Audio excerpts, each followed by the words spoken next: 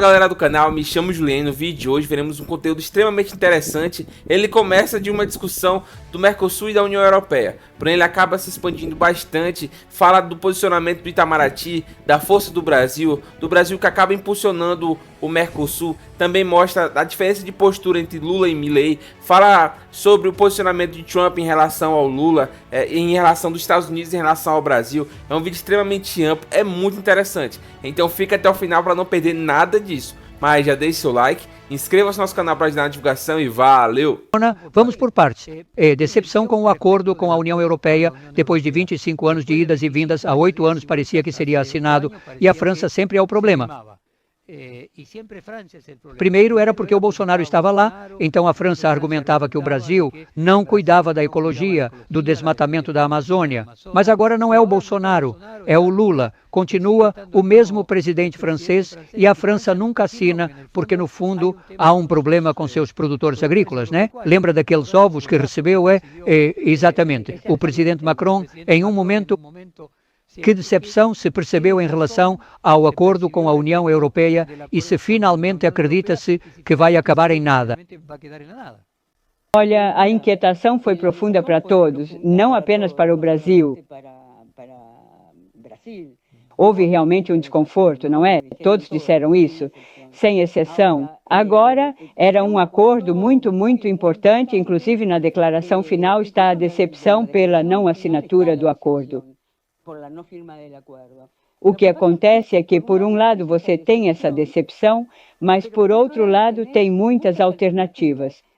Por exemplo, há um acordo com o Japão em andamento, um com a Índia, já se assinou o acordo com a EFTA, que são os países europeus fora da União Europeia, e também está em curso um acordo com os Emirados Árabes. Então, não é que, na verdade, há muitas possibilidades e também está o Panamá, cujo presidente esteve na reunião, José Molino. Então, me parece que isso tem bastante peso. Eu diria que se analisarmos quem saiu perdendo neste caso, não tenho dúvidas que, ao não assinar, quem perde é a União Europeia, porque deixa de ter um bloco que poderia ser importantíssimo para recuperar algo que perdeu graças a Trump, que é o protagonismo, entende? Não sei, talvez você tenha outra ideia sobre isso. Não. Pelo contrário, lembro perfeitamente que Lula era totalmente a favor e Alberto Fernandes não. E agora que Alberto Fernandes saiu e que concorda com o tratado também meu aliado, o presidente do Paraguai, o presidente do Uruguai, novamente Macron aparece com um azar. Concordo com você, entendo as dificuldades da Europa. Agora, quando você menciona Índia e Emirados, isso me conecta com os BRICS ampliados. Ou seja, a grande participação é do Brasil e do Itamaraty tentando abrir esses acordos. Olha, realmente o acordo com a EFTA foi um acordo que precisamos entender que esses mecanismos são anunciados durante uma presidência pro tempore de 6 meses e depois continuam. A EFTA, bem, já foi assinada, isso já está feito. Entre outras coisas está preciso lembrar que na EFTA está Suíça, sim. Bem, mas, por exemplo, você tem o caso do Japão e da Índia, que são acordos separados. Não. Sim, mas Índia e Emirados são parte dos BRICS, não? Índia sim e Emirados também, mas Japão não. Não, Japão não. Mas, bem, são dois... Bem, por isso digo, há 2 do BRICS. Mas note algo interessante. O fato de estarem no BRICS não impede acordos com outros. O BRICS não é obrigatório. Claro, eu estava me referindo ao quanto o Mercosul hoje é resultado da diligência do Itamaraty. Quanto o Itamaraty é, quem leva adiante a expansão do Mercosul a partir de suas próprias redes, como a dos BRICS. Sim, concordo com você, e é algo que Milei parece não ter visto quando rejeitou a adesão ou inclusão do país como associado dos BRICS, né? Pelos mercados que possui, basicamente, né? Não podemos esquecer que também está a Indonésia, que certamente terá algum algum acordo no futuro. Ou seja, o interessante de tudo isso é que seguem adiante.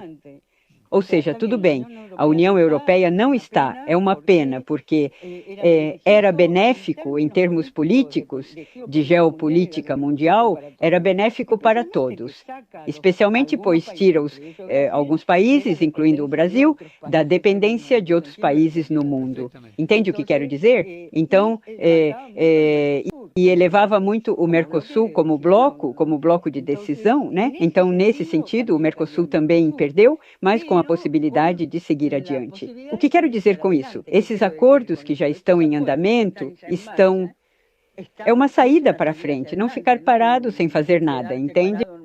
Isso é muito interessante, muito, muito, muito interessante.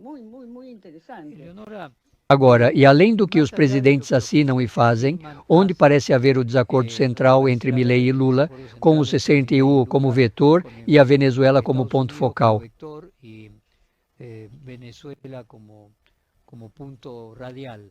A relação pessoal. Eu comentava sobre aquela foto que foi capa de vários jornais aqui em Buenos Aires do presidente do Paraguai, do Uruguai, do Brasil, levantando o polegar no gesto típico da liberdade avança. E justo quando eles fazem esse gesto típico da liberdade avança, Javier Milei cruza suas mãos abaixo da cintura. Há algo de exagero, de distanciamento de Milei para com Lula, que não existe de Lula para com Milei.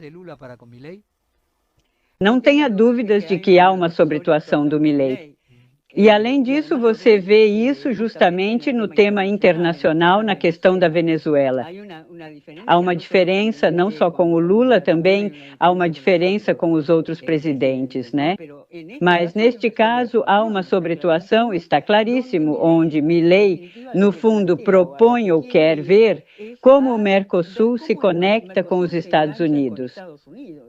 Cuidado com isso. Não é a reprodução da ALCA como se conhecia, mas Mercosul mais Estados Unidos, entende? E isso me parece que é o que ele está buscando neste momento. O que ele busca é Milei, né? E como está a relação entre Trump e Lula? A relação entre Trump e Lula é muito razoável. Quando eles conversam, fazem isso em bons termos. Ou seja, mantém-se aquela simpatia que levou Trump a dizer que Lula é pragmático e uma ótima pessoa. Um pragmático, mas uma pessoa muito boa.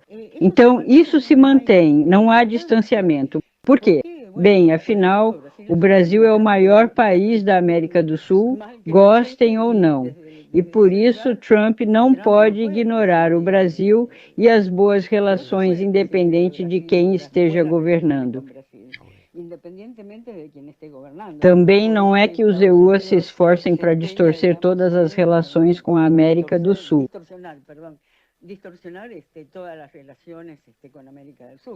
Não é assim. E aí queria avançar. É correto dizer que a candidatura do filho de Bolsonaro, representando o campo político do pai, beneficia a reeleição de Lula e deixa Lula feliz porque seria um concorrente mais fácil que é Tarcísio, por exemplo, o governador de São Paulo? Bem, veja, todos os candidatos que foram colocados na mesa, sejam da ultradireita, como é o caso de Flávio Bolsonaro, ou mais do centro, como é o caso de mais do centro. Tercílio é um acomodado. É alguém que não desagradaria ao establishment. O problema é que não tem chance. Realmente, por enquanto, não mostra que tenha. Temos que ver, ainda falta um bom tempo até outubro de 2026, que faltam uns 8 meses, não, 10 meses, desculpe. 10 meses, que é tempo insuficiente, digamos, para que as coisas se modifiquem. Mas, por enquanto, a diferença é grande. E há um tema muito importante. Quem é o único que tem uma pequena diferença com Lula? Jair Bolsonaro. Porque tem a ver com como você se conecta com os setores populares. Ou seja, o establishment pode ser muito importante, mas numericamente não faz a diferença. Ou seja, que numericamente. Do jeito que está, incrivelmente Lula hoje tem mais chances de ser reeleito do que há 2 anos. Exatamente, exatamente. É assim, tem mais chance. Então, essa foi a matéria de hoje. Quais pontos você concorda, quais pontos você discorda? Você concorda com tudo, discorda de tudo? Coloca aqui nos comentários.